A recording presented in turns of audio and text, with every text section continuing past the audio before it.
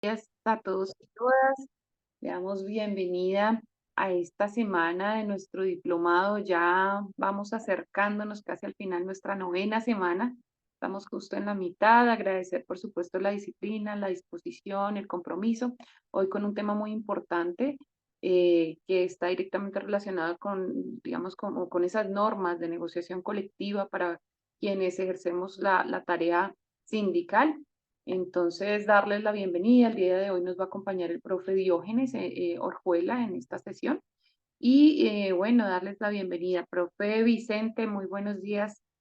Su merced nos va a hacer hoy la apertura de esta sesión. Muy buenos días, compañera Ana. Iniciamos. Bien, usted.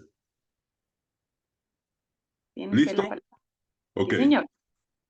Bueno, en nombre del Comité Ejecutivo de nuestro presidente Domingo José Ayala, de nuestra ejecutiva Isabel Olaya Cuero, del equipo de escuela, tutor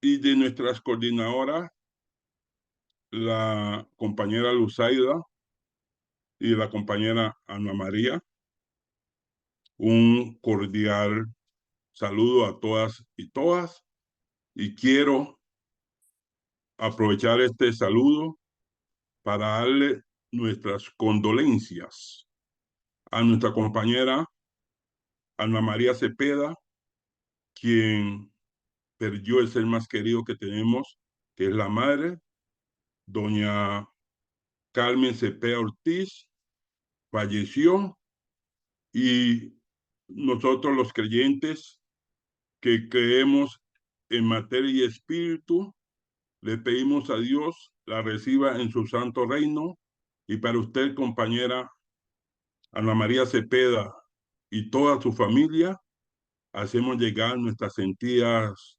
condolencias y le pedimos al Todopoderoso le dé fortaleza a todos ustedes para asumir estos duros momentos por los cuales están pasando por esa pérdida irreparable. Paz en su tumba. Compañeros y compañeras, hoy un tema muy importante para todos los líderes y lideresas y especialmente la clase trabajadora. Hoy el compañero Diógenes José Orjuela abordará el tema sobre negociación colectiva, acción unitaria y unidad sindical. Es una temática que creemos que todos los maestros, maestras, los líderes sociales, la clase trabajadora, cada día debemos de estar empapados de las normatividades que tienen que ver con esto de la negociación colectiva.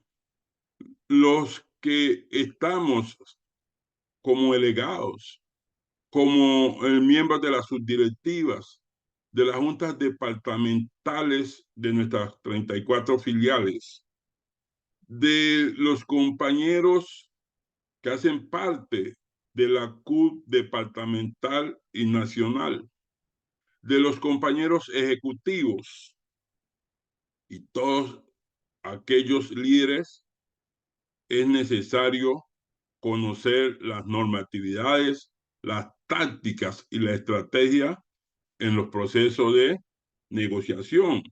Asimismo, se hace necesario y que hoy lo abordará con lujo de detalle por su experiencia y trayectoria de compañero Diógenes Orjuela, él que le ha tocado y le toca estar en estos procesos de negociación, su experiencia como presidente de la CUT, como gran líder, como directivo en su tierra natal, allá Los Llanos, pues sé que le permitirá abordar y tocar, fue un tema muy largo, pero tocar tangencialmente todo lo que nos ha afectado y nos afecta y cómo debemos de lograr esa unidad sindical para avanzar.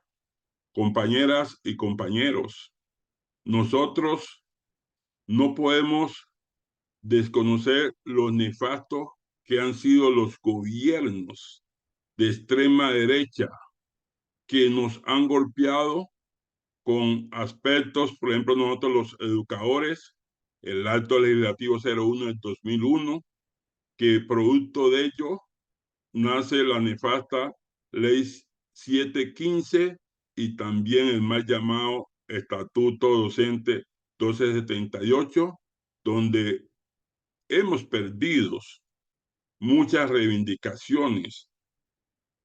Y no solamente los docentes, porque con eso que le acabo de mencionar, el innombrable golpeó al sector educativo, pero antes había golpeado con la nefasta Ley 50 y con la Ley 100 y muchos otros decretos que ha expedido él y sus secuaces. Nosotros, la clase trabajadora y especialmente el magisterio, no podemos desconocer cómo estas normatividades que llaman políticas de flexibilización nos han golpeado. El caso de los docentes y directivos docentes que anteriormente nos jubilábamos con 50 años de edad y 20 años de servicio dentro de las nefastas políticas neoliberales. Entonces, nos han ido recortando y en el sector educativo de 50 años de edad nos llevaron a 55 y posteriormente a 57. Fuera no conforme con ello, de aumentarnos las edades, llegan y era el 75% del promedio del último año que nos jubilábamos. Hoy en día es el 65% y el promedio de los últimos 10 años. ¿Qué significa eso? Mayor aporte, mayor edad y menos pensión, menos porcentaje para pensión. Y a la clase trabajadora, diferente al sector educativo y también incluido nosotros, miramos cómo nos han quitado primas, cómo nos aumentan jornada laboral, cómo nos desconocen eh, reivindicaciones que teníamos como primas, porcentaje en las cesantías, los calendarios escolares. En síntesis, compañero, ha sido una andanada de la ultraderecha a través de sus políticas neoliberales que cada día nos recortan derechos. Y por eso la dirigencia sindical nos toca estar preparado y estar enfrentando ello. Por eso no entendemos cómo algunos docentes y directivos docentes que hemos sido y somos víctimas de todas estas nefastas políticas, no aportamos a la unidad, no aportamos a nuevos logros. He aquí ese llamado y que este tema es de suma importancia y que esperamos que todos y todas lo multipliquen para que tengamos conciencia como trabajadores. No podemos creer que cuando llegamos al máximo grado del escalafón, la 14 en el viejo estatuto 2277-79 o el más llamado 1278 a la 3D y tenemos un pírrico salario, entonces ya nos creemos burgueses de las élites y en lugar de concientizar, entonces vamos formando grupitos que afectan esa unidad y que afectan el trabajo. Por eso de todas las temáticas que hemos visto son importantes y las que vamos a ver hacia el futuro pero esta, compañeras y compañeros, es una de las más importantes y que aunque sabemos que el tiempo no va a ser suficiente, los invitamos a esa investigación, a esa profundización diferente a los materiales que les vamos a dejar y diferente a la exposición magistral que nos hará el compañero Diógenes Orjuela. Bienvenido, compañero Diógenes, nuestra gratitud por sus aportes que hará en el transcurso de esta mañana. Entonces dejo allí para que la compañera Ana María y la compañera Luzaida le den continuidad a tan importante tema y el desarrollo de tan importante unidad. Muchas gracias, profe Vicente. Le damos el agradecimiento al profesor Diógenes Orjuela, quien nos va a acompañar en la videoconferencia, no sin antes hacer un reconocimiento y expresarle nuestro más fervoroso cariño y abrazo a Ana María por su compromiso, porque aún estando en su ley de luto, está acompañándonos el día de hoy. Gracias, Anita, por ese compromiso con este proceso, por estar aquí con nosotros y te abrazamos en estos momentos tan difíciles y te queremos mucho. Entonces, profe Diógenes Orjuela es licenciado en Educación Básica Primaria, especialista en Tecnologías de la Información y la Comunicación, dirigente sindical del Magisterio con amplio recorrido, expresidente de la CUT Nacional, concejal de Villavicencio. Tiene usted la palabra. Bienvenido, profe Diógenes. Muchas gracias, Luzaida. Muy buenos días. Un saludo y un abrazo muy grande para todos ustedes, los compañeros que están conectados, pero igualmente un saludo muy especial para usted, Luzaida, para Brian, para los demás compañeros tutores. Un abrazo solidario muy, muy grande para Ana María. Estamos con usted en estos momentos tan difíciles y en general para todos nuestros compañeros dirigentes sindicales que también forman parte de este diplomado de la Universidad Pedagógica Nacional. Mm, La charla pretende dejar muchos elementos generales que ayuden a fortalecer asuntos que ustedes van a encontrar en las lecturas que se recomiendan y que más adelante se van a explicar, que tienen que ver mucho con la Organización Internacional del Trabajo, tiene que ver mucho con el último decreto que expidió el gobierno, el 243 sobre negociación colectiva y lo que ha sido la tragedia para llegar a este decreto, a este decreto, pero también para reforzar algo que es fundamental en todos los que aspiramos tener niveles de dirección en toda esta lucha sindical, toda esta lucha social, toda esta lucha política en relación con ese papel tan importante o eso que han conquistado los obreros del mundo que se llama la negociación colectiva. O sea, eso es un proceso de mucho más de 200 años. Ustedes ya vieron unos elementos sobre todo esto con la debida anterioridad. Y entonces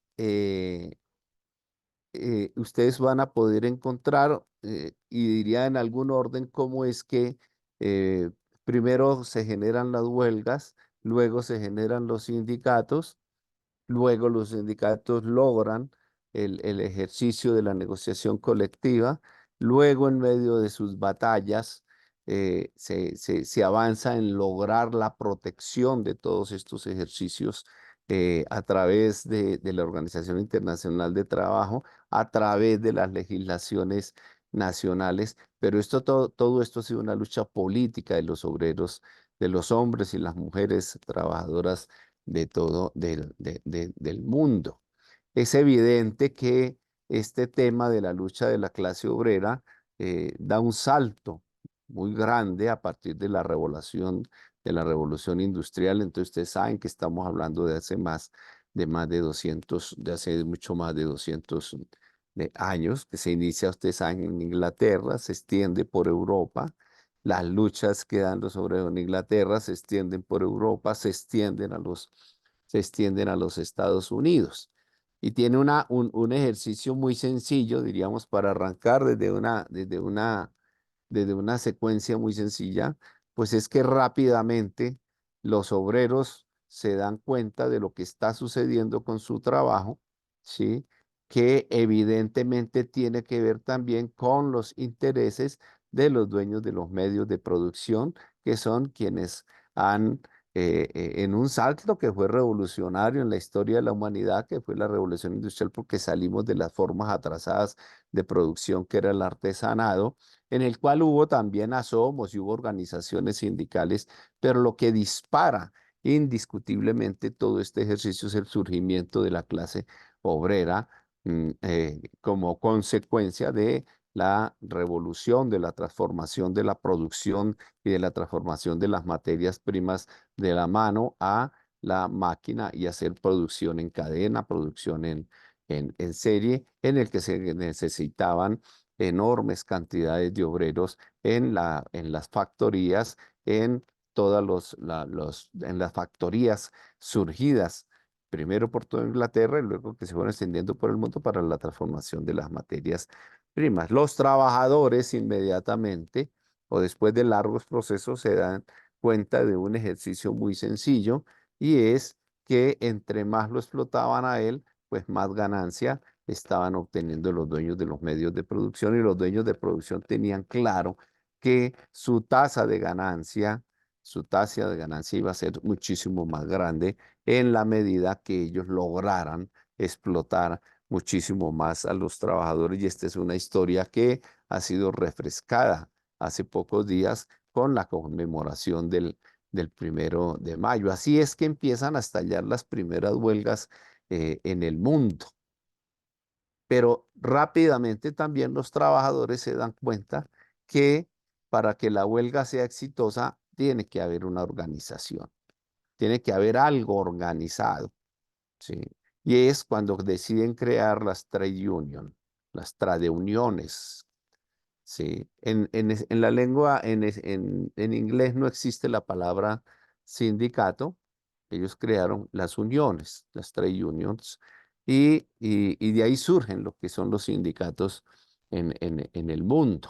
Pero igualmente los sindicatos saben que han resuelto, con los sindicatos saben que han resuelto el problema de organización, pero viene otro gran debate que era, diríamoslo así, podrían catalogarlo casi como pecaminoso este debate frente a los empresarios, es que los trabajadores reclamaban que ellos tenían no solo unos derechos, ¿cierto? Porque recuerden ustedes pues el debate de las 8 horas, las condiciones de trabajo, sino que ellos tenían unos derechos, un derecho como parte de las ganancias, la plusvalía, como lo señaló claramente Marx, ¿cierto? Que en esa plusvalía, que en esa ganancia que se estaba generando para los dueños de los medios de producción, ellos tenían el legítimo derecho de discutir cómo eran sus condiciones y sus relaciones laborales, porque esa es la esencia de cuando usted hace una negociación. Esa es la esencia, la negociación colectiva es tan importante para los trabajadores que si los trabajadores en el mundo no hubieran logrado exactamente que hubiese negociación colectiva, pues no era mucho lo que se hubiera logrado, como lo vamos a ver un poco más adelante en términos del sector público. Esto va mucho más en general, luego nos vamos a ir metiendo un poco para el sector público, que también tiene también tiene su tragedia. La negociación colectiva, entonces, es un principio fundamental, es un derecho de la clase conquistada por los obreros del mundo. El derecho a que su trade union, como los llamaron ellos, sus sindicatos tenían el legítimo derecho a sentarse con sus patrones, a negociar sus condiciones de trabajo. O sea, el logro de unas condiciones de trabajo digno, que más tarde, hoy usamos mucho la palabra trabajo decente, esa es una evolución que ha hecho la Organización Internacional del Trabajo. Yo estuve asistiendo permanentemente a la conferencia anual de la OIT desde el año 2016 hasta el año 2022. Bueno, menciono eso ahí porque ya más adelante vamos a hacer algunas precisiones con la OIT. Pero los trabajadores del mundo logran, ¿sí? Que su sindicato se pudiese sentar con sus patronos, ¿cierto? Pero esta era una pelea también con los gobiernos, porque en medio de las luchas que empiezan a generar los obreros por todo el mundo, en la medida que avanza la revolución industrial por todo el mundo, en la medida que eso avanza, los obreros, los dueños de los medios de producción también se dan cuenta que si tienen gobiernos amigos, pues les va a ser mucho más fácil poder controlar inclusive las luchas de los trabajadores. Pero los trabajadores también guiados por las enseñanzas de Marx, por las enseñanzas de Lenin, por las enseñanzas después de Mao con la Revolución China, etcétera, los trabajadores también aprenden que pueden llegar a tener el poder, ¿cierto? Y eso es un proceso que se genera en el mundo donde podemos mencionar como primer triunfo de los obreros del mundo la revolución de octubre en Rusia. Entonces, esto se vuelve una lucha política para que hayamos teniendo claro que todas las luchas de los trabajadores son una lucha política, indiscutiblemente, es una lucha de poder, ¿sí? Es una lucha en que están de por medios. Aquí aparece algo que es único en el mundo. Aparece que esta relación del mundo del trabajo tiene tres componentes, ¿cierto? Los gobiernos, pues que son los que dirigen el Estado, los trabajadores, que son los que expresan y representan a la clase obrera a través de sus organizaciones sindicales, y los patronos, que son los dueños de los medios de producción. Por eso es tan importante el principio de la independencia y la autonomía de las organizaciones sindicales frente a los gobiernos y frente a los patronos, porque los trabajadores pues son una de esas tres partes y la lucha constante. Esto es una puja constante que lleva todos los años de la vida, que en la OIT se ha estado representando, se expresa desde el surgimiento de la OIT a comienzos del siglo del año a comienzos del siglo pasado, y que tiene que ver cómo darle una armazón al mundo del trabajo, y se hace alrededor de la Organización Internacional del Trabajo.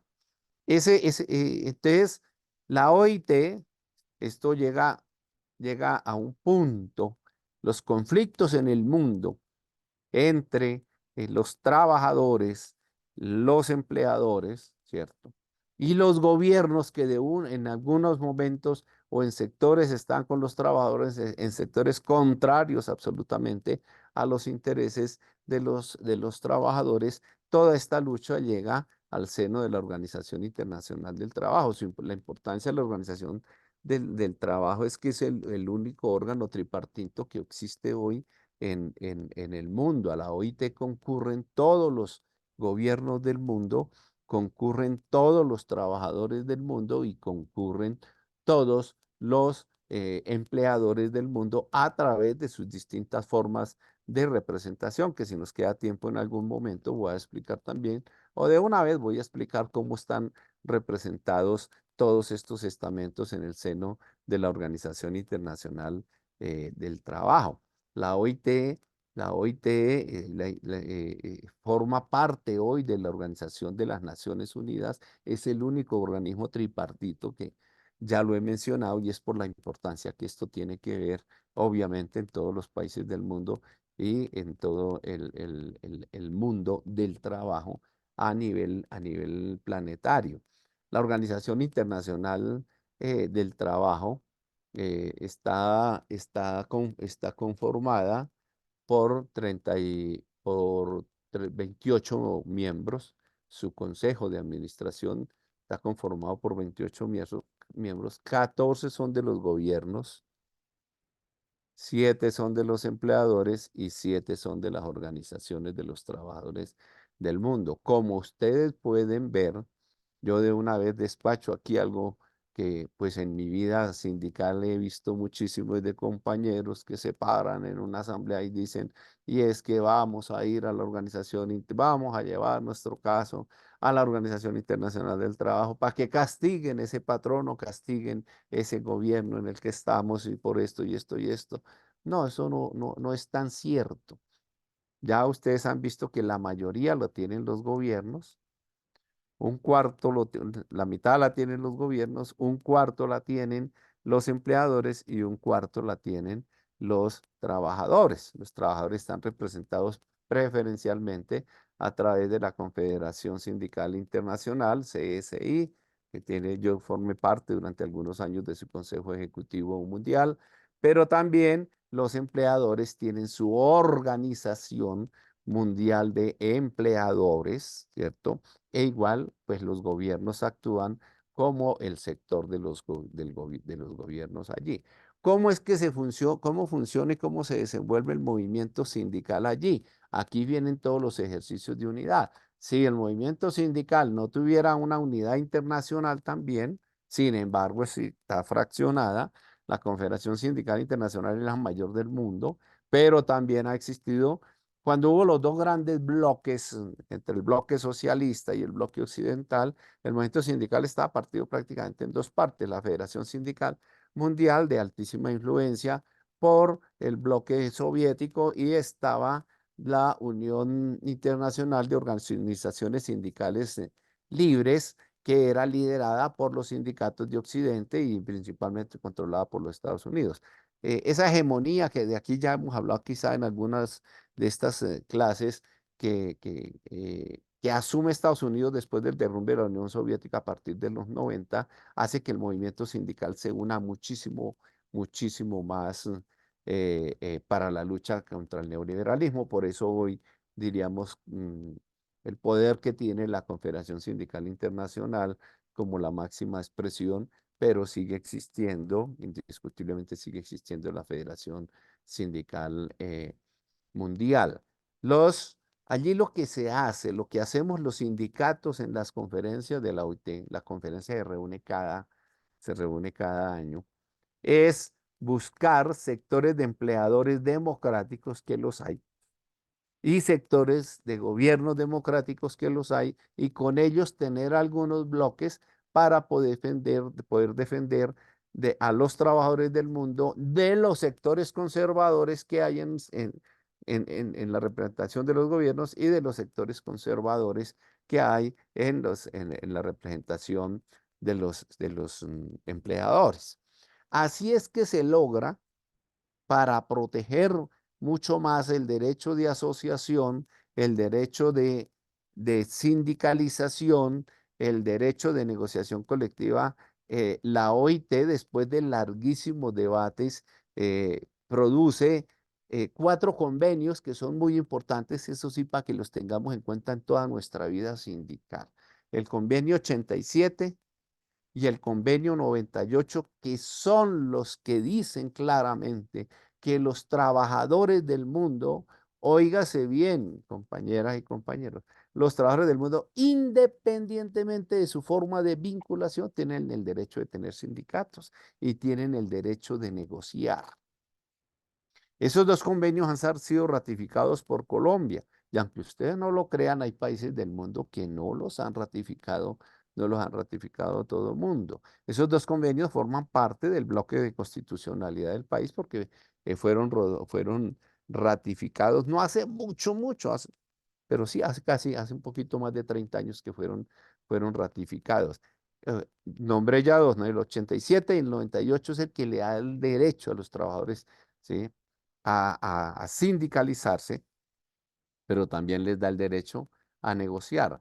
Pero hay otros 2 convenios fundamentales, y es los convenios que ya se refiere mucho más estrechamente a al tema de la negociación colectiva. Y ese es el convenio 154 y 151 de la Organización Internacional del Trabajo, que es el que genera los criterios, los principios y las garantías para que los sindicatos puedan realizar su negociación colectiva en el mundo, pero estos convenios, el 151 y 154, son los que por primera vez mencionan el derecho de la negociación colectiva para los servidores públicos, señalando que cada estado deberá reglamentar cómo hace la negociación con con el sector público. Entonces, de una vez me meto aquí para que ustedes también tengan claro la tragedia que tenemos con la negociación del sector público en el mundo. En general, la negociación del sector privado avanzó muy fácil, muy rápido por todo el mundo. Se estableció las formas de negociación. Nosotros aquí llamamos que al final de una negociación, de un pliego de peticiones en el sector privado, y después de llegar al final, cuando tiene feliz término, se llega con una convención colectiva. Es decir, los sindicatos del sector privado, me refiero en términos al lenguaje colombiano, ¿sí? Terminan después de su lucha con huelga o sin huelga, con buena negociación, con mala negociación, se firma lo que se llama una negociación colectiva, que se origina desde el momento en que el sindicato usa su primer derecho, que es el derecho a presentar un pliego de peticiones. Y tiene unas reglas. Ese pliego de peticiones, más allá vamos ahorita a compararlo con la tragedia o con la situación en el sector público. Pero voy a tratar de explicarlas ambas muy en general. Ustedes ya en las lecturas van a tener muchísima más claridad. Es que el sindicato presenta su pliego.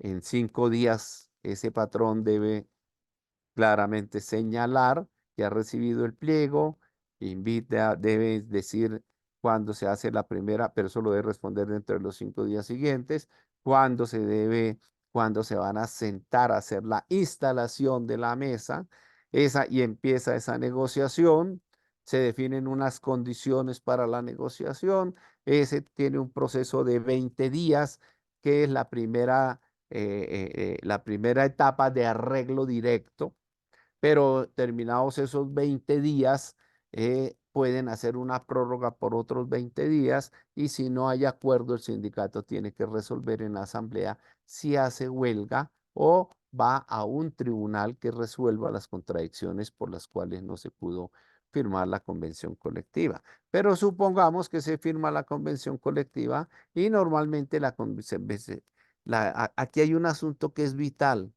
y que la violan casi todos los patrones y la violan casi todos los gobiernos. No hay tema vedado en el pliego de peticiones de los trabajadores. Es decir, las leyes no le deben poner cortapisas ni limitantes a los temas que los sindicatos puedan poner en relación, obviamente, con su ámbito de trabajo, con sus aspiraciones de mejorar sus condiciones de vida, con sus aspiraciones a mejorar sus condiciones de trabajo, a mejorar sus salarios, a rodear de garantías al sindicato, a fortalecer su sindicato, a la protección, al bienestar social, a la protección de su familia, etcétera, etcétera, etcétera. Todos esos son los temas que pueden presentar los trabajadores cuando presentan su pliego de peticiones. Y eso en general es lo que hay en el mundo, con desarrollos muy grandes y con desarrollos muy precarios. No hago la pregunta, pero ustedes les dejo ahí y casi que se la respondo, es eh, que si es precaria o no es precaria la negociación colectiva en Colombia. Entonces, es claro que indiscutiblemente es claro que indiscutiblemente la situación de la negociación colectiva en Colombia sigue siendo precaria. Sigue siendo precario. Estas son unas líneas generales de lo que es la negociación colectiva en general y sobre todo en el sector. En general lo diría yo, por una diferencia que voy a hacer ahora. Y es que en el sector público la situación sí se complica en el mundo. Se complica en el mundo porque usted ya no está hablando de los patronos dueños de los medios de producción, sino que usted está hablando es de el patrón gobierno, ¿sí? En donde en general, dentro de todas las estructuras gubernamentales, con todas las diferencias que hay de un país a otro y con todas las diferencias que hay en el mundo, es cómo resolver el tema de la negociación colectiva en, en los trabajadores que son servidores públicos. Y en general, históricamente, lo que se encuentra en los gobiernos es una reticencia enorme a generar los procesos de negociación con sus trabajadores en el mundo. Y encontramos entonces variedades enormes.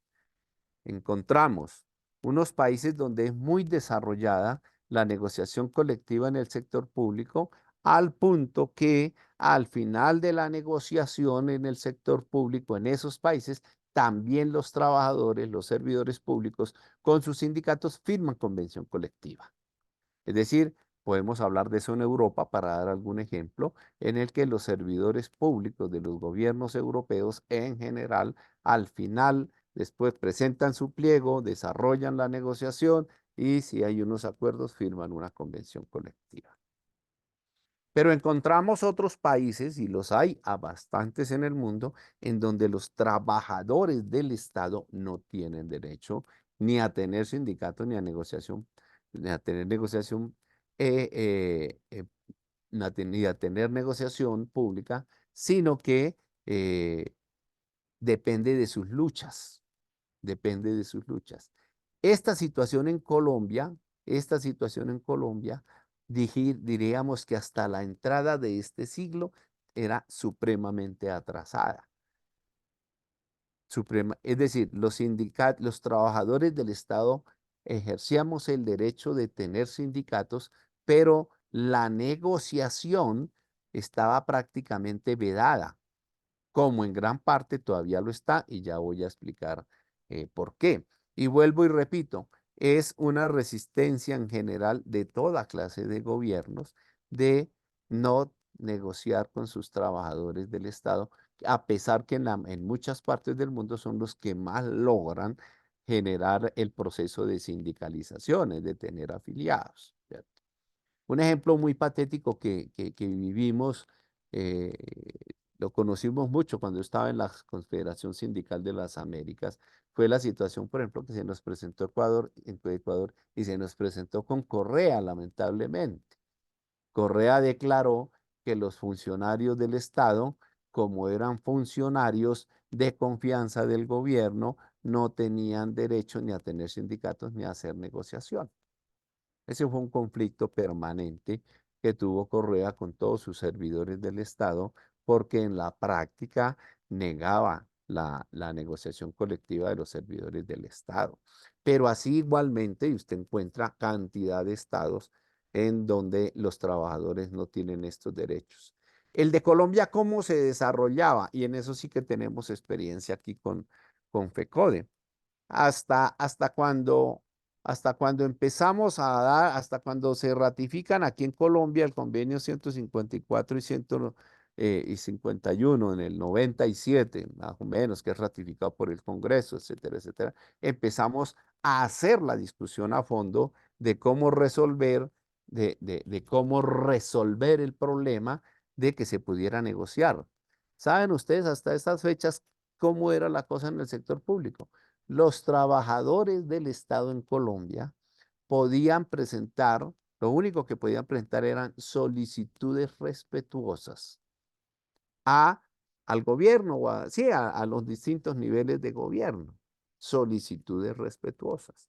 Eso obviamente limitaba, es que los que presentaban la solicitud era porque tenían capacidad de pelear, porque quedaba a gusto prácticamente de ese patrón empleador Estado en cualquiera de sus ramas, era que era que si tenía la fuerza, lo atendía. FECODE fue un ejemplo de eso. FECODE presentó muchos pliegos de solicitudes respetuosas para los salarios, para la discusión de para Profe la... Diógenes, 5 Sí, minuticos. bueno.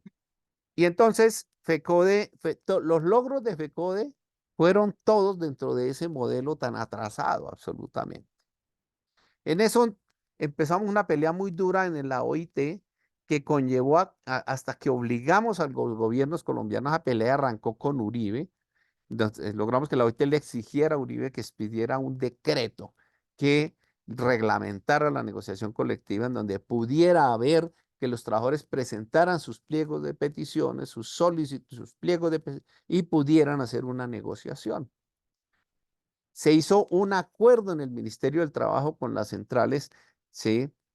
Y ese acuerdo fue a la presidencia de la República, era doña Alicia Arango, la secretaria general, y sacaron un decreto que fue el 535, horrible porque no daba ningún derecho. Ese 535 lo llevamos a la OIT, ese 535 le dijeron al gobierno que no servía, seguimos dando la pelea, obligamos a que el gobierno en el 2010 se hiciera un nuevo acuerdo, se redactó, fue a presidencia de la República ya cuando Santos y cuando salió el decreto 1092, horrible porque no generaba los derechos. Siguió la pelea en la Organización Internacional del Trabajo, seguimos dando esa pelea hasta que en el año 2014 salió el decreto 160, que de idas y venidas generaron que sí se podían presentar pliegos y que se debía firmar un acuerdo y que debía haber unas etapas de negociación. Ese decreto 160, por las múltiples dificultades que siguió presentando, en muchas situaciones, es el que fue reformado en febrero de este año con el decreto 243. Pero quiero decirles una cosa, ni el 535, ni el 1092, ni el 160, ni el 243 expedido recientemente en el mes de febrero, ninguno de esos decretos le ha dado a los trabajadores del Estado en Colombia la posibilidad de llegar a firmar una convención colectiva. El 243, que ustedes lo van a leer, definió una serie de cosas, muchas ya venían del 160, las mesas general, las mesas sectoriales o singulares, mete muchísima más claridad, aunque hay mucha discusión entre los sindicatos sobre el tema de la representación. Yo diría, en el caso del magisterio, en el caso de FECODE, tanto en la mesa central como en las mesas singulares, el problema de FECODE ni los sindicatos es grave por el número de afiliados que tiene, pero en un país donde nos hemos atomizado, que es un problema grave del que de pronto hablemos en otra ocasión, entonces hoy la multiplicidad de sindicatos genera toda una controversia cada vez que van a hacer la mesa. Este decreto va más a fondo de exigir que se tiene que hacer un pliego único, fija un número de negociadores en la mesa nacional, fija un número de negociadores en la mesa singulares que obligarán a que los sindicatos se tengan que, que poner de acuerdo. Esa sigue siendo una traba en todos los procesos, sigue diciendo que se negocia y que se puede negociar y que no se puede negociar. Eso lo van a encontrar ustedes ahí en la lectura que van hacer. Hay un tema de debate que apareció en ese decreto, ha habido una reclamación general, esperamos que lo cambien, es que dice que el único que puede definir y negociar el tema de salario es el presidente de la República. ¿Cuál es la discusión que hay? Los sindicatos venían logrando negociaciones con sus gobernadores, con sus alcaldes o con algunas dependencias, acuerdos especiales, de algo que a veces se jactaba un sindicato de trabajadores del municipio de Santa Marta, por decir algo, es que había logrado 2 puntos más de los que se había logrado en la mesa nacional. Ese es un tema que se le ha planteado al gobierno nacional de que no pueden centralizar, de que la única negociación de salarios se puede hacer con el presidente de la República. Aprieta las garantías para que se negocie. Resolvió, era un tema muy difícil y en la discusión también la hubo con ese gobierno, el principio de la progresividad y la regresividad, y termino ahí porque es muy, muy, muy importante. ¿Qué es el principio de la progresividad y no regresividad en la negociación? Es que lo que usted negocia, en las negociaciones se acuerdan 2 o 3 años de convención colectiva, ese es un acuerdo ahí, es que usted cuando logra una conquista, esa conquista no desaparece cuando termina el periodo de la convención colectiva, que es lo que nos han querido en el sector privado y fue muy duro aquí en el sector estatal, es que lo que usted acordaba se acababa a los 2 años, que era el periodo de la negociación. No, lo que usted negocia sigue. El objeto de la negociación colectiva es que lo que usted conquista hoy, así sea chiquito, continúa de por vida para que usted lo pueda seguir fortaleciendo en las siguientes negociaciones. Eso al fin se logra, que vuelve y quede garantizado en esto. Son los elementos generales que les dejo, digo, para tratar de fortalecer, generar algunos niveles de claridad para cuando ustedes lean los documentos que están contemplados. Muchas gracias. Muchas gracias a usted, profe Diógenes, por su excelente exposición. Vamos a pasar a las preguntas y si hay algunas preguntas, Anita, en el chat, voy a hacer aquí el sorteo. Sí, hay varias, Luchita. Bueno, agradeciéndoles por supuesto a todas sus expresiones de solidaridad. Han sido múltiples y muy fraternas y calurosas, cariñosas, todas. Muchas gracias.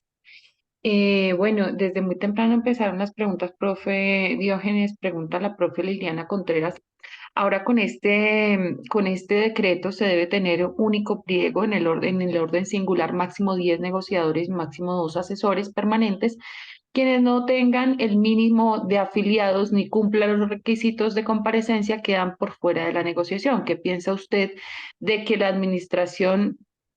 bueno, ese era un comentario. La pregunta es, ¿qué piensa usted de que la administración municipal asuma los días sábados como días hábiles para negociar? Pregunta el profe Omar Velázquez, ¿por qué no es válido declarar en Colombia la educación como un derecho esencial si su acción determina la posibilidad de desarrollo social?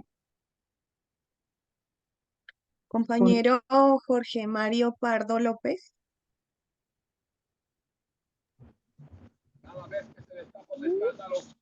Compañero Jorge Mario, ¿se encuentra en sala? Compañera Janet Barrera. Compañera Janet.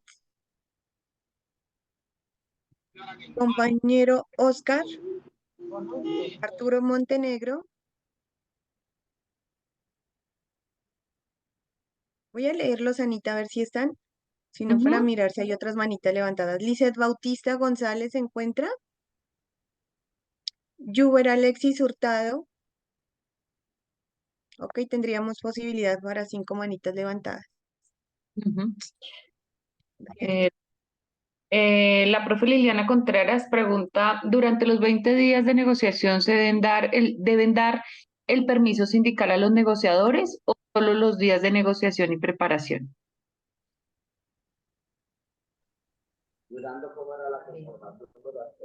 Pregunta Liliana, ¿las administraciones ejercen de sus prejuicios violencia antisindical? Según su criterio, ¿cómo se debe frenar esa situación?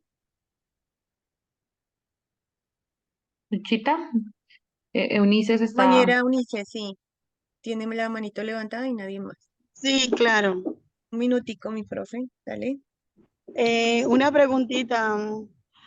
Me gustaría saber cómo podríamos nosotros o cómo puede el sindicato apoyar o fomentar la educación sindical con los nuevos docentes que han entrado. Porque al menos en mi municipio y en mi escuela, bueno, docentes nuevos son más de la mitad de mi institución. Hay más de la mitad de docentes nuevos, o sea que el sindicato va a tener unos nuevos miembros que no están formados, que no saben la historia, que no saben todo este movimiento de lucha que se ha dado. ¿Qué va a hacer el sindicato? ¿Qué va a hacer FECODE? Es como mi pregunta. Gracias, profe. Pregunta la profe Francia, ¿qué sucede cuando en el ente territorial las organizaciones no logran acuerdo de la conformación del equipo negociador unificado y el ente gubernamental solicita por escrito los nombres propios de los 20 negociadores y los 2 asesores?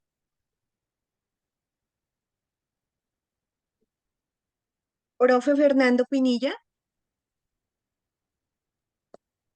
Profe Fernando. Bueno, mientras, profe Omar Velázquez. Un minutito.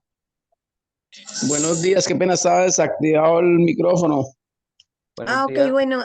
Entonces, permítenos, profe Omar, profe Fernando. Sí, muy buenos días, aquí desde Adelante, el un gobierno. minutico. Hágame un favor, quisiera saber la situación ahorita de los docentes que entran en periodo de prueba y los que estaban en lista de espera.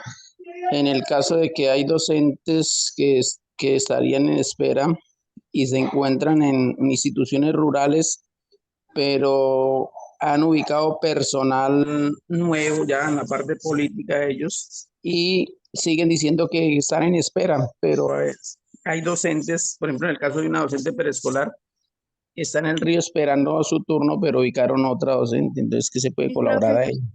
les agradecemos preguntitas sobre el tema. ¿Listo?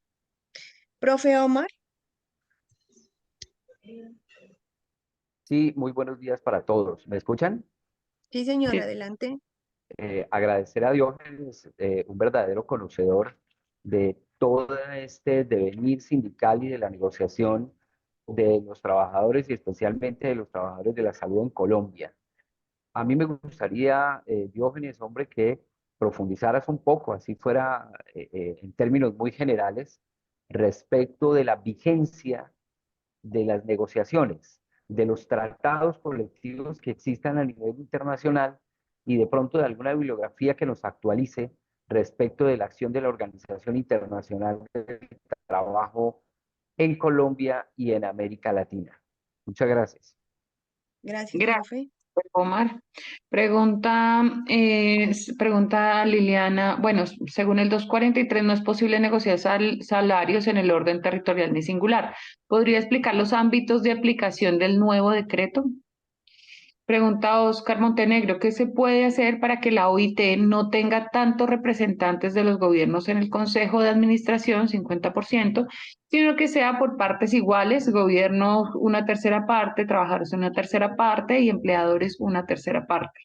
De esta forma de administración sería más equitativa. Pregunta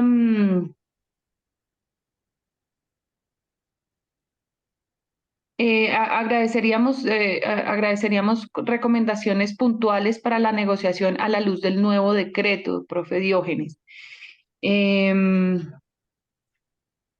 Hay varios comentarios, preguntas puntuales.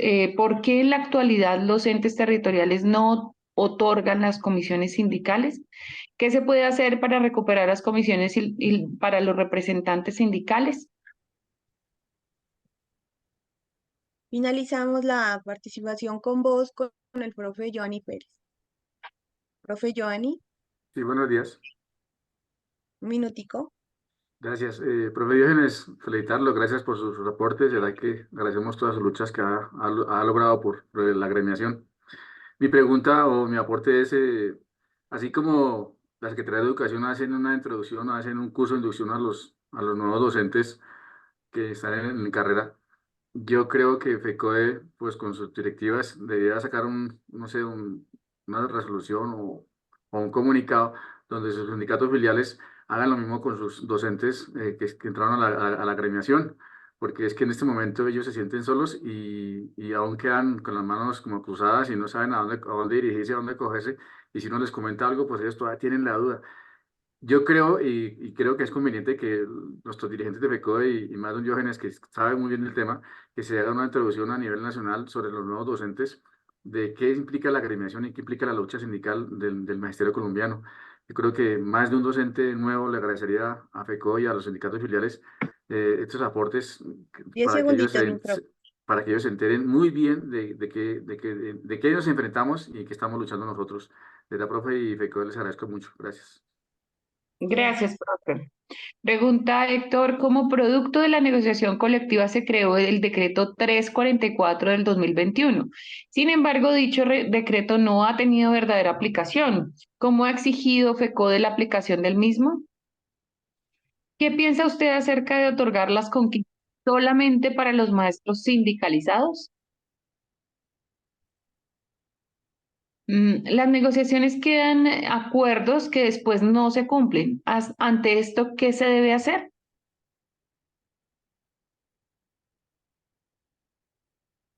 cómo a través de la negociación colectiva se tratará el tema de permisos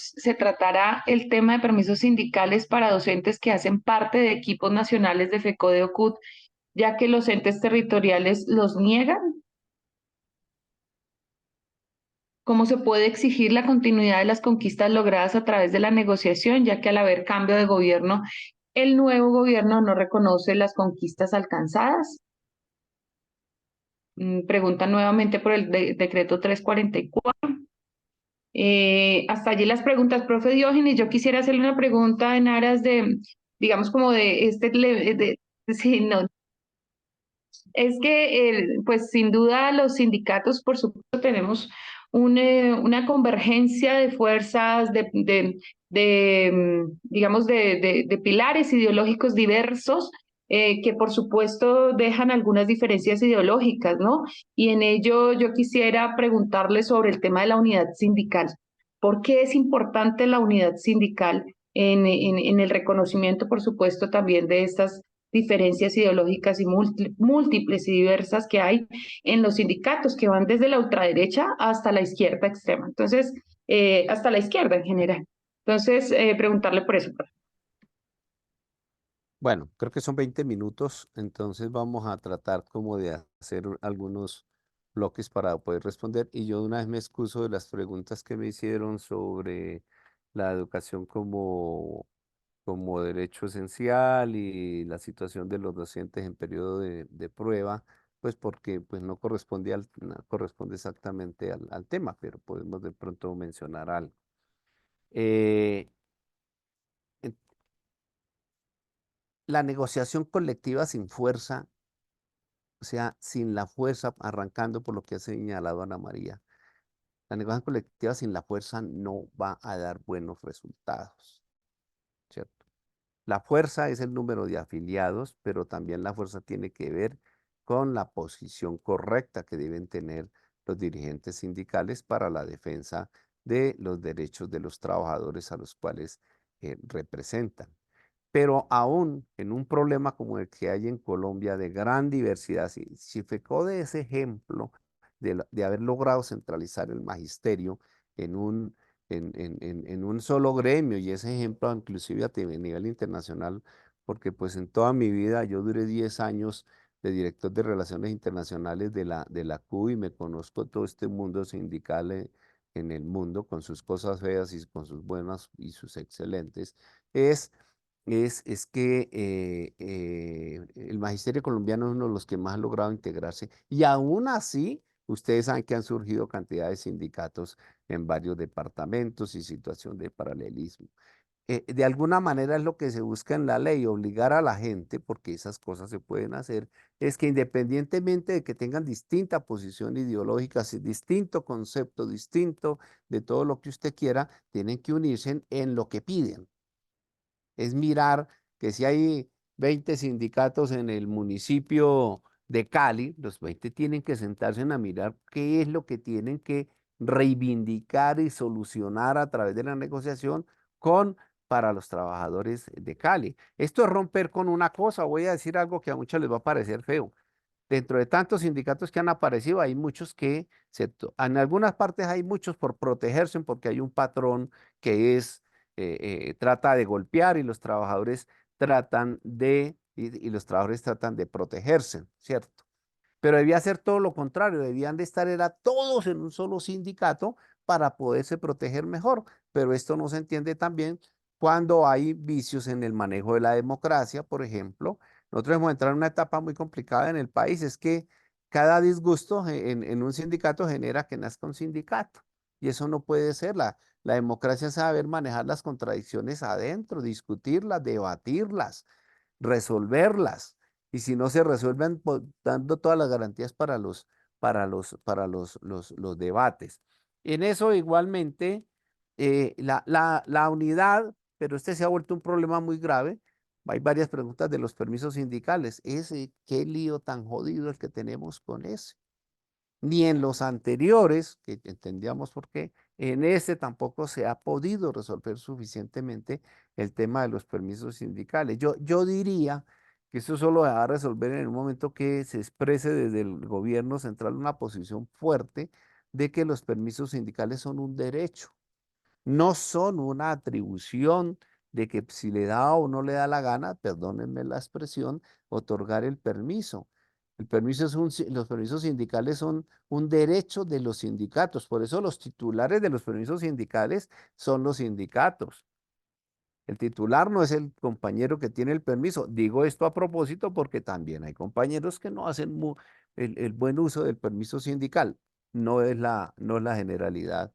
Aclaro, pero hay casos excepcionales que generan entonces cosas contra los que sí utilizamos adecuadamente los permisos sindicales. Por eso también en la pregunta de que lo correcto, bueno, y quiero decir, aquí hay varios compañeros que somos de los equipos asesores de FECODE y que no les han dado los permisos sindicales porque los gobiernos no les ha dado la gana otorgarlos y se inventan con sus equipos jurídicos mil cosas para no otorgar esos permisos sindicales. En la negociación colectiva lo óptimo es que en esa etapa todos tengan el permiso sindical, porque es que la negociación, la etapa, los 20 días de negociación no es solo el momento en que se sientan allá a negociar, es que el sindicato o los negociadores tienen que estar mirando, tienen que estar analizando cosas, estudiando, mirando propuestas, mirando contrapropuestas, etcétera.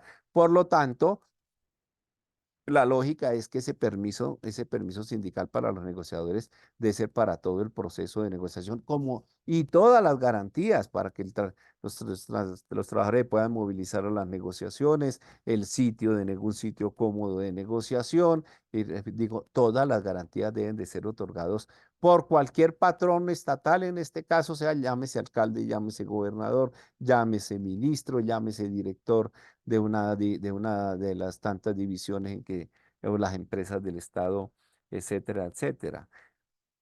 Ya expliqué cómo en Colombia sigue siendo precaria la negociación colectiva porque no se llega al pliego de peticiones. Se firma un acuerdo y ese es el bendito problema que tenemos. Se ha vuelto casi costumbre en Colombia que el primer punto del siguiente pliego de peticiones es cumplimiento de los acuerdos. Esa ya es una tragedia que lleva 10 años desde cuando estamos negociando, inclusive con el 160, en todos los niveles del Estado. En todos los niveles del Estado, el primer punto es cumplimiento.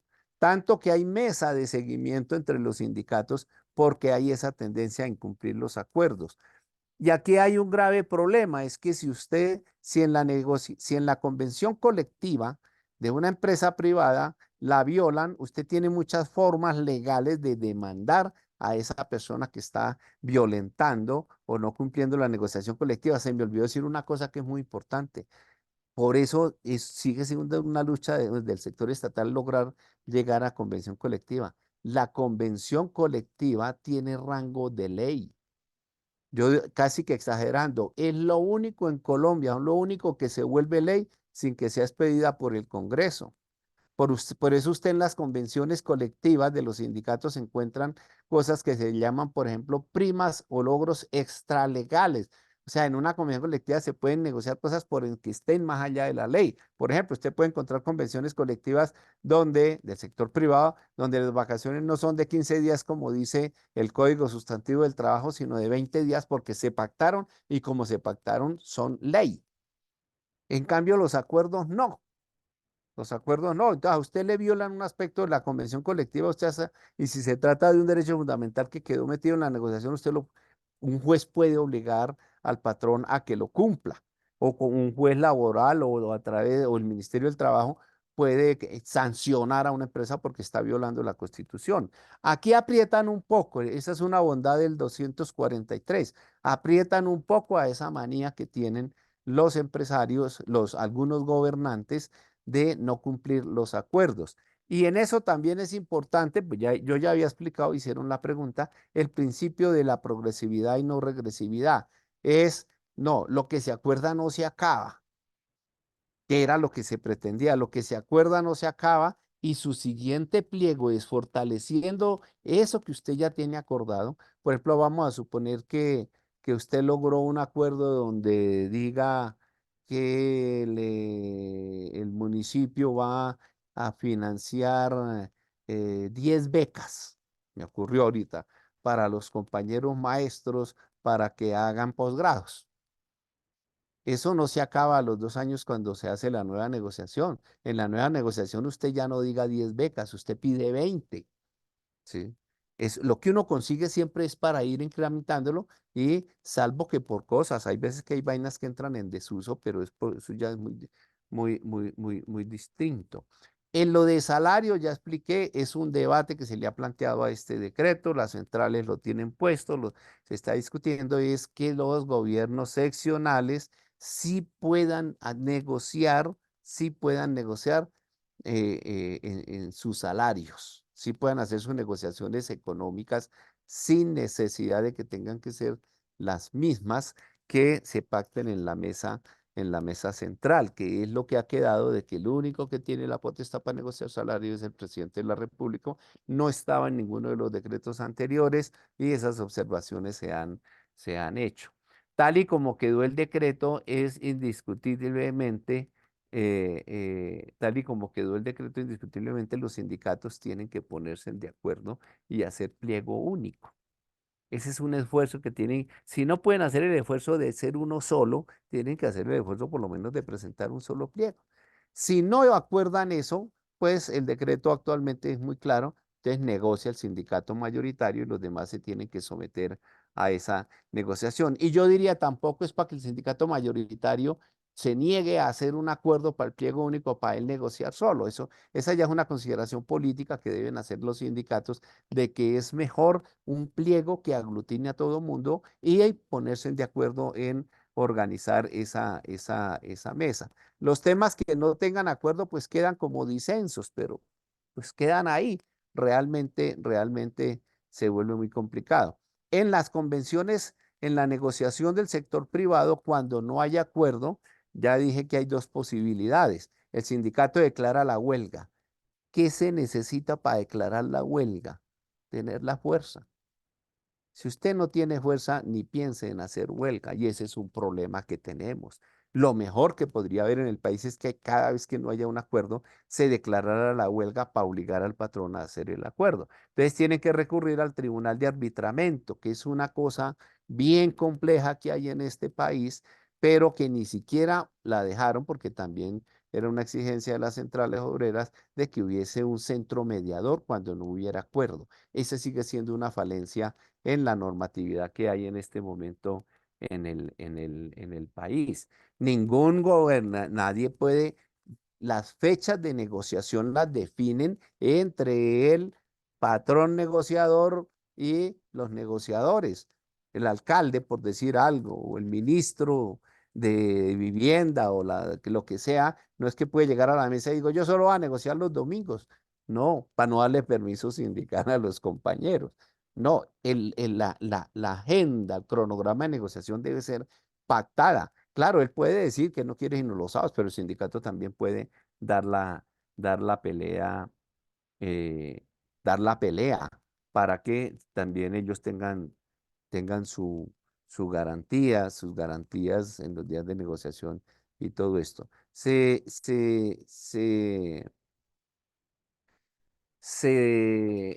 vamos a ver qué otra cosa por aquí.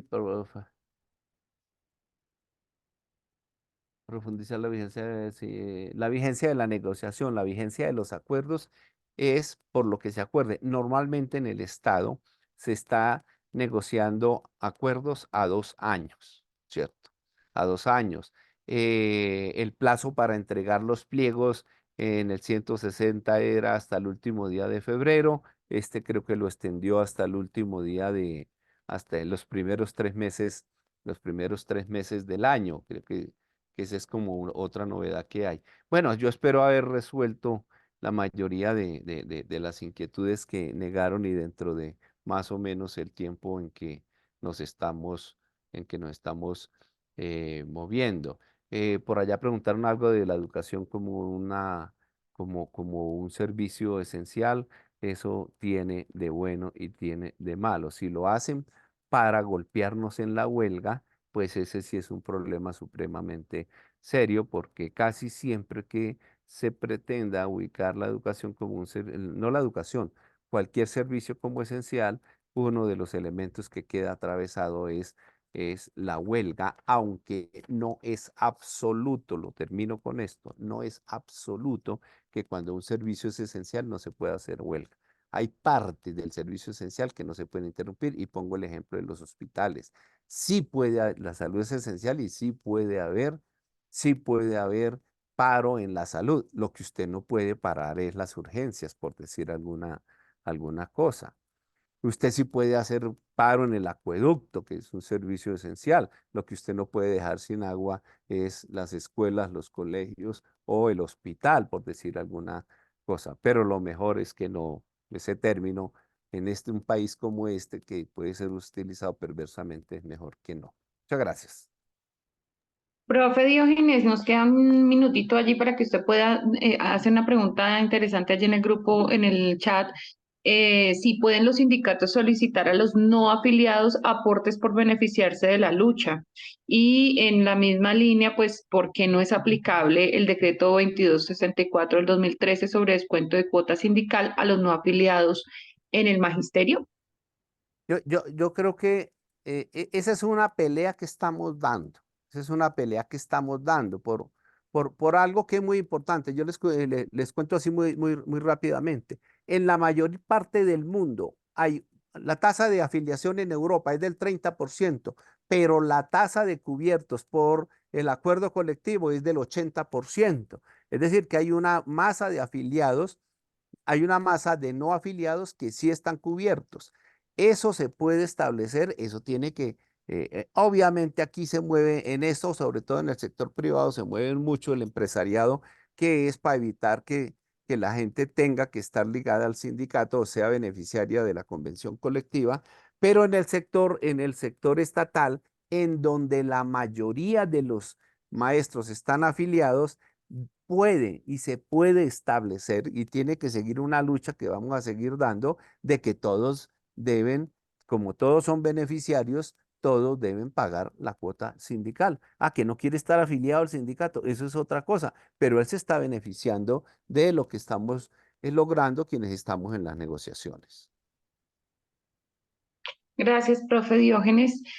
Bueno, pues agradecerle, por supuesto, por su disposición, por esta importante exposición que ha hecho el día de hoy. Sin duda, hablar desde la experiencia es muchísimo más funcional porque pues conoce, por supuesto, usted en todo su recorrido sindical, digamos, todas estas lógicas de la negociación, por supuesto, a veces ilógicas, pero pues que están allí y que sin duda hacen parte de lo que es nuestra tarea de negociación permanente con el patrón, en tanto pues nosotros tenemos unas contradicciones con el que ya usted muy bien explicó al principio. Entonces, agradecerle, vamos a explicar un poco la unidad didáctica. Tenemos para el día de hoy una unidad didáctica en la semana 9, voy a compartir por aquí para que ustedes la puedan ver. Hemos propuesto para el día de hoy desarrollar una presentación o un proceso de negociación en el marco de esos pasos concretos que se referencian desde el 0243 que modifica o deroga el 160, ¿sí?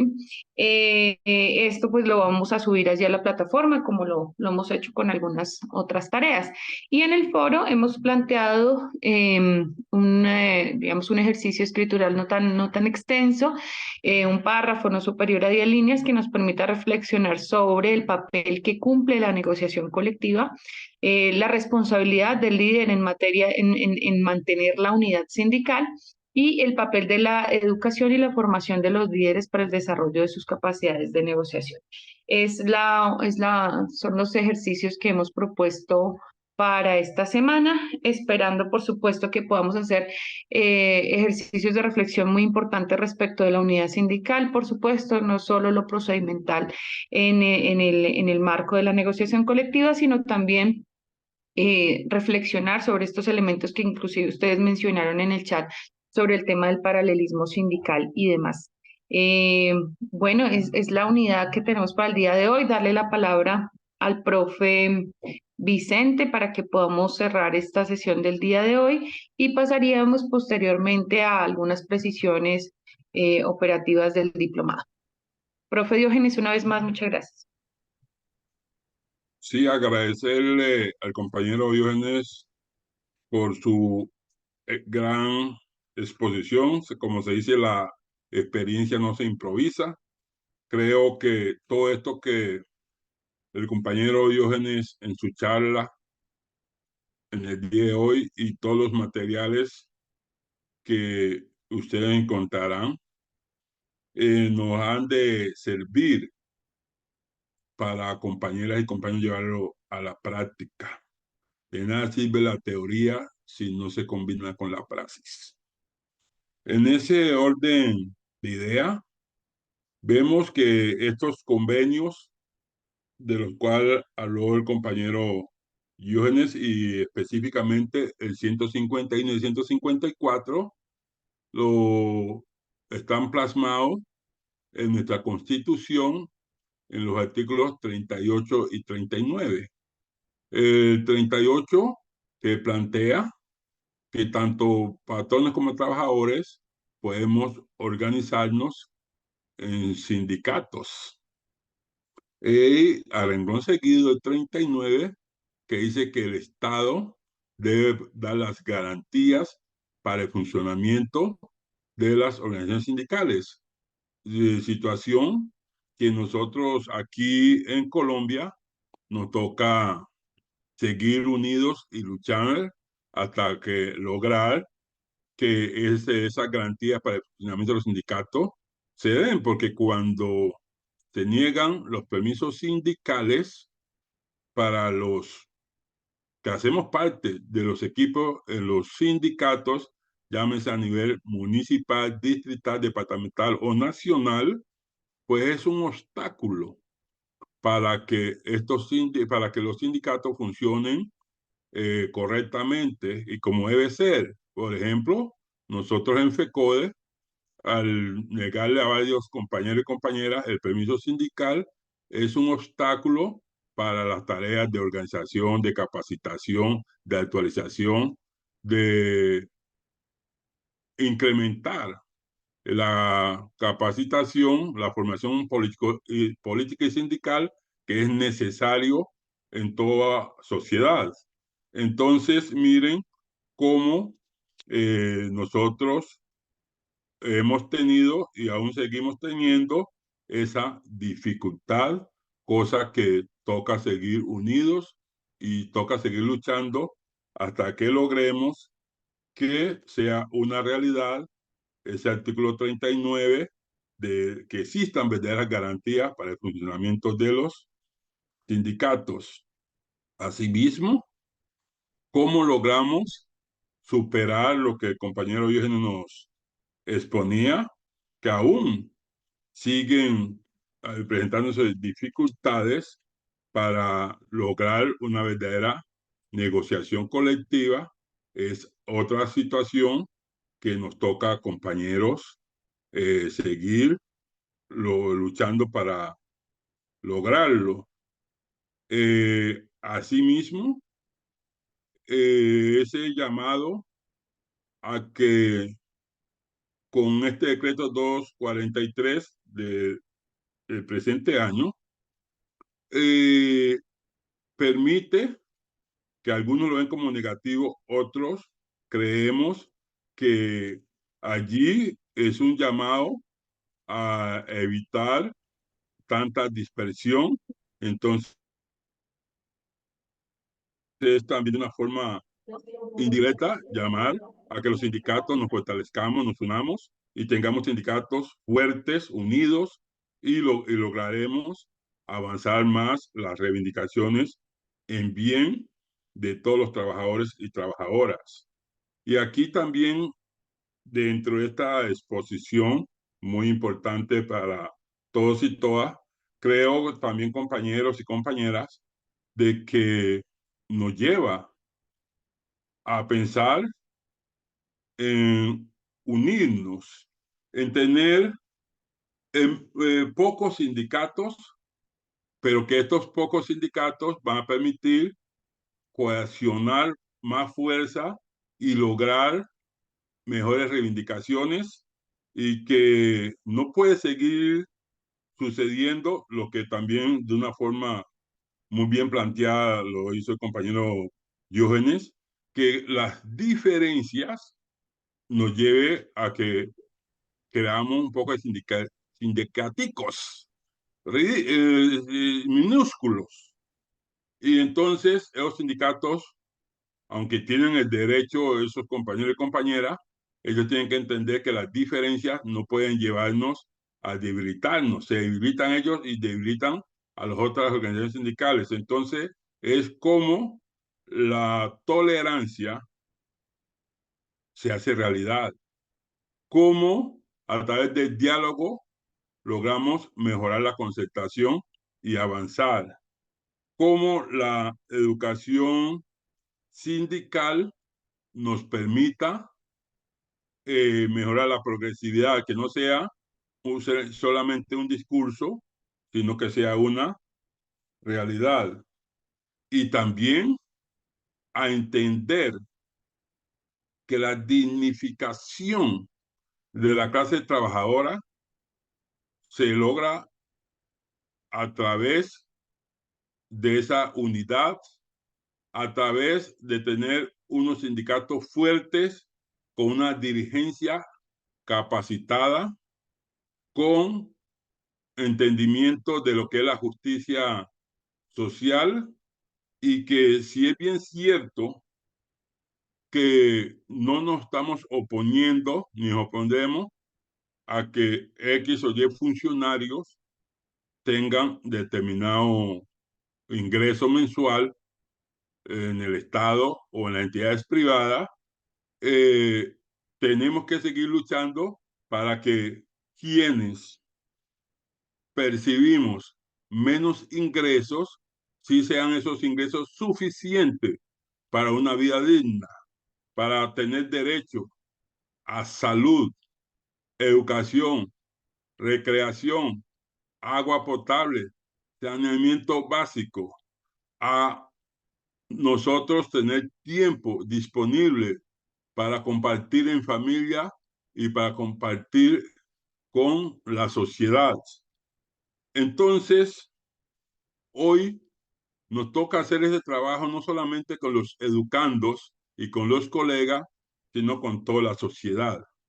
Y aquí quiero colocar un ejemplo de lo que en el día de ayer salió ya el decreto con el incremento de 10.88 para los que llaman los padres de la patria. Padres de la patria, mal llamado o mal utilizado ese término, porque un padre quiere para sus hijos lo mejor. Y cuando uno está representando a un gremio, a una sociedad, tiene que pensar para ese gremio y para la sociedad que le vaya muy bien a todos y todas. Para ese gremio o para la sociedad lo mejor. Pero en Colombia, los mal llamados padres de la patria son muy malos, porque quieren lo peor para los que están representando.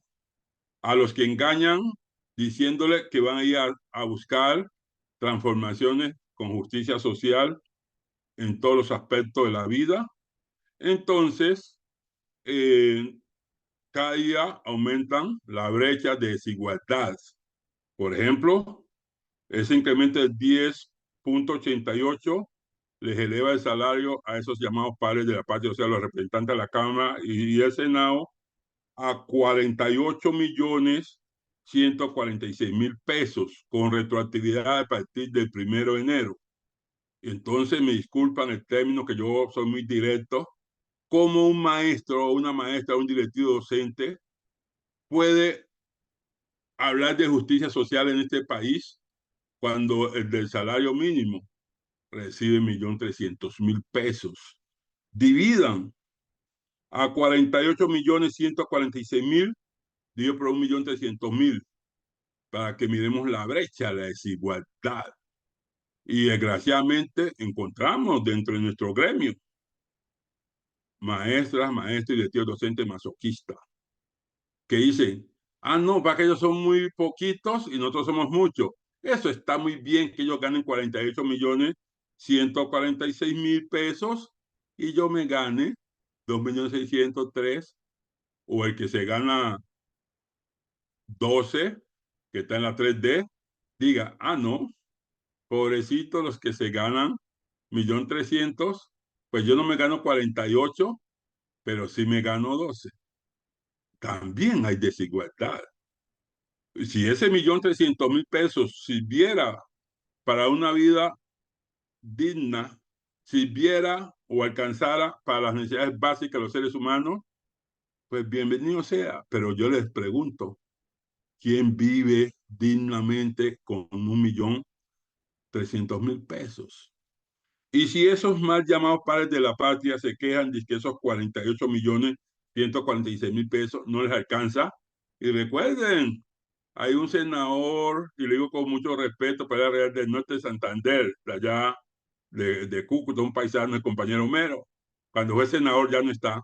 Cuando fue senador decía, y entonces ganaban 32 millones, que no le alcanzaba para la gasolina, que el Estado tenía que seguirle suministrando la gasolina. Entonces, compañeros, todas estas realidades de desigualdad que vivimos en nuestro país y estos contenidos que le suministramos y estos diálogos que tenemos virtuales no deben de quedarse en letra muerta.